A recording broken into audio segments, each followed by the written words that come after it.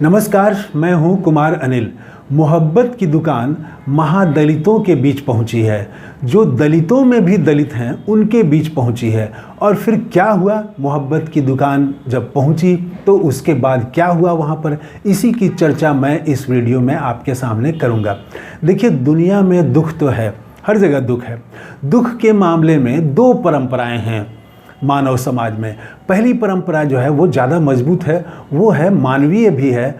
वो है कि कोई अगर दुख में है तो उसकी मदद में खड़ा होना, उसके साथ जाना, कम से कम ढाढ़स के दो शब्द उनको बताना, सुनाना और उनका दिल मजबूत करना, दुख का सामना करने के लिए तैयार करना, ये पहली परंपरा है। एक दूसरी परंपरा इसके उलट भी है, नकारात्मक परंपरा भी है। वो ये है कि कोई दुख में अगर है तो वहाँ तो नहीं जाएंगे, बल्कि वो खुश होंगे। भारत में ही कई जगह दुख की घटनाएं होती रहती हैं। मणिपुर में आपने देखा, मणिपुर आज भी दुखी है, लेकिन वहाँ अब कुछ लोग नहीं जाएंगे। कुछ लोग जो है वो बिल्किस बानो के यहाँ नहीं जाएंगे। तो कुछ लोग तो ऐसे भी हैं जो अगर कहीं दुख है तो वहाँ पर वो खुशी मनाएंगे।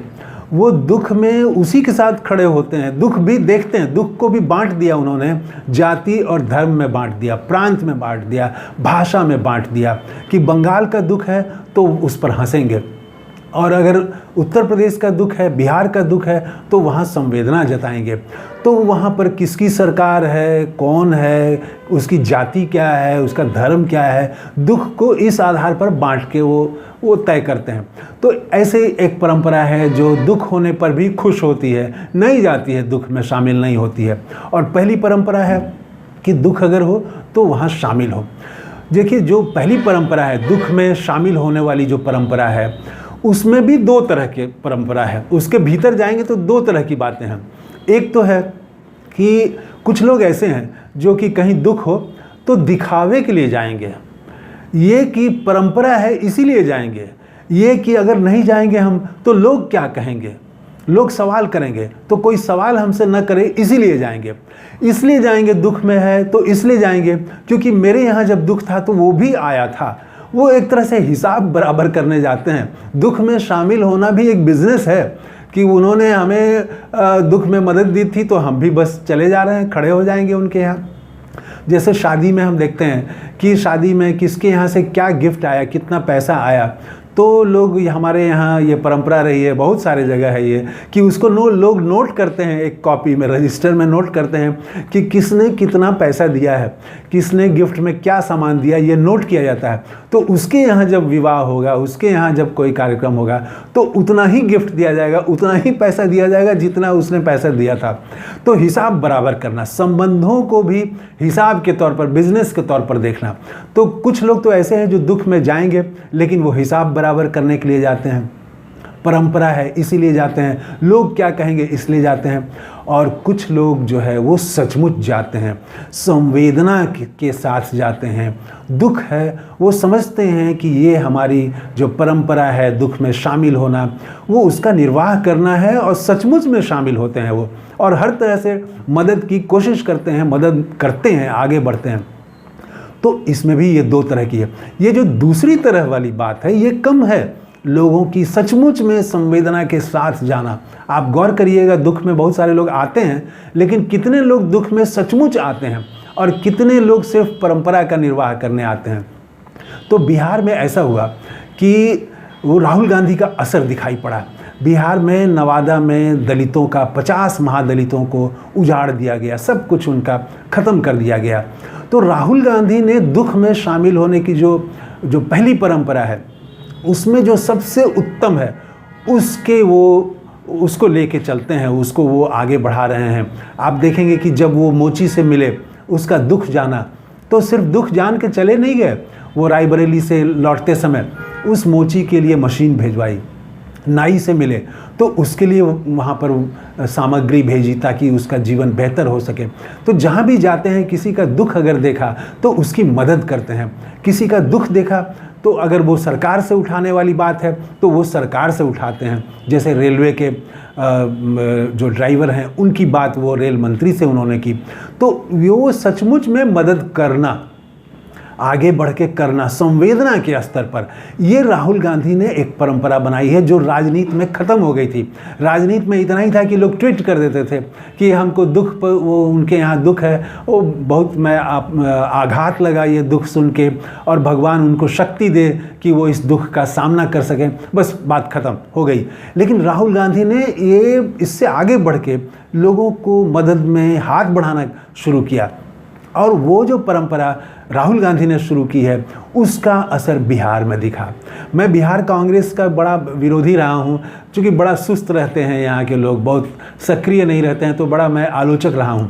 पहली बार मैंने बिहार कांग्रेस का जो काम है उसकी सराहना मैं कर रहा हूँ कि वो परसों रात में वो लोग पहुँचे दलितों के बीच में। सबसे पहले पहुंचने वाले लोगों में से कांग्रेस की टीम थी। उसके पहले एक मंत्री गए थे बिहार सरकार के, लेकिन वो गए और वो लौट गए।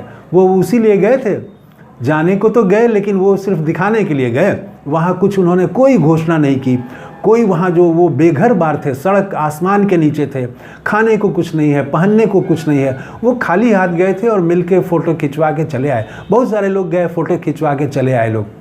लेकिन कांग्रेस की जो टीम गई तो अपने साथ कांग्रेस की टीम अनाज लेके गई थी, कपड़ा लेके गई थी, प्लास्टिक और तिरपाल लेके गई थी, ताकि लोगों को हम मदद कर सकें। ये तो छोटी बात है मैं कहूँगा, लेकिन कांग्रेस ये सब लेके गई और उससे पहले किसी ने नहीं दिया था। तो कांग्रेस ने ये सब चीज़ें दी, और इसके बाद कांग्रेस ने एक बड़ी बात कह दी है, वो उसकी तरफ मैं ध्यान आपका खींचना चाहता हूँ। वो ये है कि वहाँ देखिए असल में है ज़मीन का झगड़ा। तो ज़मीन के झगड़े में वहाँ पर कुछ लोगों ने, वो सरकारी ज़मीन है, कुछ लोगों ने उसको अपने नाम लिखवा ली, और उसके बाद वहाँ मुकदमा भी चल रहा है, न्यायालय में केस भी चल रहा है, और वहाँ पर कई दशक से 30-40 वर्षों से वो महादलित बसे हुए हैं। तो अब वो उनका इंटरेस्ट, जिन लोगों ने उजाड़ा, उनका इंटरेस्ट ये था कि अगर हम इनको उजाड़ देंगे तो हम न्यायालय को दिखाएंगे कि यहाँ पर देखिए कोई बसा हुआ नहीं है, ये मेरे कब्जे में है। बस इतनी ही बात थी, इसी के लिए उजाड़ा गया उनको। तो सबसे ज़रूरी बात है कि उनका घर बने। अगर वो वहाँ पर वो ज़मीन पर रहना, उनका ज़मीन हो, उनका ज़मीन का जो हक है वो मिले, तो ज़मीन का हक तभी मिलेगा जब उनका घर बनेगा। तो कांग्रेस की टीम ने, उसके प्रदेश अध्यक्ष अखिलेश प्रसाद सिंह गए थे साथ में, और उन्होंने ही सब बांटा, और पूरे कांग्रेस के लोग थे, लोग सासाराम के कांग्रेस के सांसद भी थे। तो कांग्रेस ने वहाँ एक बड़ा ऐलान किया। वो ऐलान किया कि अगर 7 दिन में, सिर्फ 7 बोल रहा हूँ, 7 दिनों में अगर बिहार सरकार ने उन महादलितों का घर बना के नहीं दिया तो कांग्रेस अपने खर्चे से उनका घर बना के देगी, पहली बात। और दूसरी बात कि वो जो ज़मीन पर मालिकाना हक के लिए न्यायालय में लड़ाई लड़ रहे हैं, इसमें कांग्रेस मदद करेगी, हर तरह से मदद करेगी, आर्थिक रूप से भी और कानूनी रूप से भी मदद करेगी। ये बड़ी बात है, ये सचमुच में मदद है। क्योंकि आप अगर अनाज दे देते और चले आते और कल उनका घर नहीं बनता, तब तो वो वहाँ से उजड़ जाते, वो ज़मीन उनका खो जाता, वो ज़मीन पर हक नहीं रहता। तो सबसे ज़रूरी है कि उनका घर बने, जहाँ पर थे वो वहीं उनका घर बने। तो ये कांग्रेस ने किया है। इसीलिए मैं कहूँगा कि जो मोहब्बत की दुकान राहुल गांधी ने देश भर में चला रखी है, और वो कहते हैं कि हर प्रदेश में मोहब्बत की दुकान खुले, हर ज़िले में मोहब्बत की दुकान खुले, तो बिहार कांग्रेस ने भी एक मोहब्बत की दुकान खोल दी है। तो इसकी हम सराहना ज़रूर करेंगे, बिहार कांग्रेस को धन्यवाद देंगे कि उसने ये पहल की। वरना अभी तो लोग मदद करते हैं, लोग मदद भी करते हैं, उसमें भी 2 तरह के लोग हैं।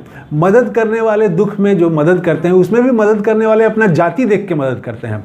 अगर कोई नेता हैं तो उस जाति का, अगर वो वहाँ पर लोग पीड़ित हुए हैं तो वो अपनी जाति के लोगों को मदद करेंगे, धर्म के आधार पर, जाति के आधार पर देख के मदद करेंगे। लेकिन दूसरे धर्म के अगर हैं, दूसरी जाति के अगर हैं, वो तब भी मदद करना, किसी भी जाति के हों। आदमी है, आदमी का अगर दुख है तो खड़े होना और मदद करना, ये है मोहब्बत की दुकान। तो बिहार में भी एक वो मोहब्बत की दुकान बिहार कांग्रेस ने खोल दी है। ये तो अच्छा लगा, ये ऐसा हर जगह होना चाहिए। और मैं समझता हूँ कि जो दूसरे दल हैं, मजबूरी में ही सही, दिखावे के लिए ही सही, अब वो भी जो जाएंगे तो खाली हाथ नहीं जाना पड़ेगा। कांग्रेस ने वो कर दिया कि अनाज कपड़े लेके गए और घर बनवाने का वादा कर दिया है। सरकार ने अभी तक, बिहार सरकार ने घोषणा नहीं की है कि हम घर बनवाएंगे। तो वो ये सब सचमुच में काम तो दूसरे दलों को भी अब करना पड़ेगा, कुछ ना कुछ काम करना पड़ेगा महादलितों के लिए। तो राहुल गांधी की ये मोहब्बत की दुकान दूसरे को भी मोहब्बत की दुकान के लिए बाध्य कर रही है, मजबूर कर रही है। तो इस वीडियो में इतना ही। कैसा लगा ये वीडियो कमेंट करके ज़रूर बताइएगा। थैंक यू, धन्यवाद, जय हिंद।